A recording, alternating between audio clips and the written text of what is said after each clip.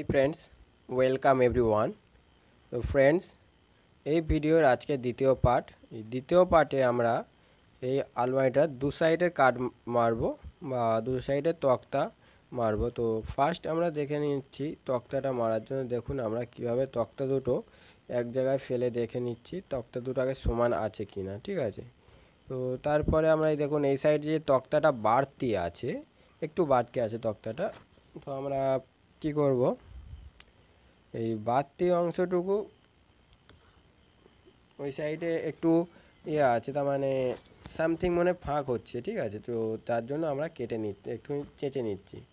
তো চেঁচে নেওয়ার পরে দেখুন এই যে বাড়তি হচ্ছে, নিচে যাচ্ছে না তক্তাটা। তো এর জন্য আমরা কি করছি, একটু পেন্সিল দিয়ে দাগ মেরে নিচ্ছি, যাতে এই দাগ বরাবর আমরা ভালো করে চাচাই মেশিন দিয়ে চেঁচে নেবো, নিয়ে আর এটা সেটিং করে দেবো।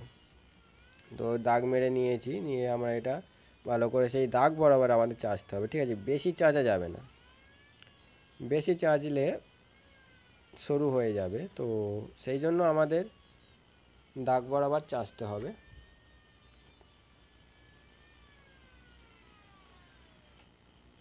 তো আমাদের চাঁচা কমপ্লিট। এবার দেখুন কতটা সুন্দর খাবে বসে গেল।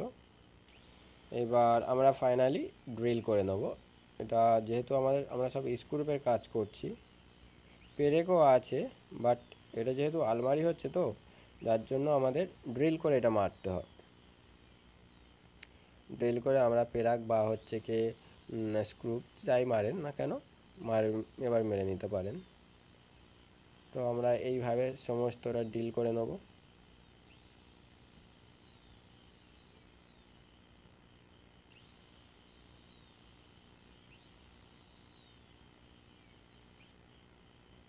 তো ফাইনালি আমাদের ড্রিল করা কমপ্লিট হয়ে গেছে। এবার আমরা পেরাক মেরে নিচ্ছি।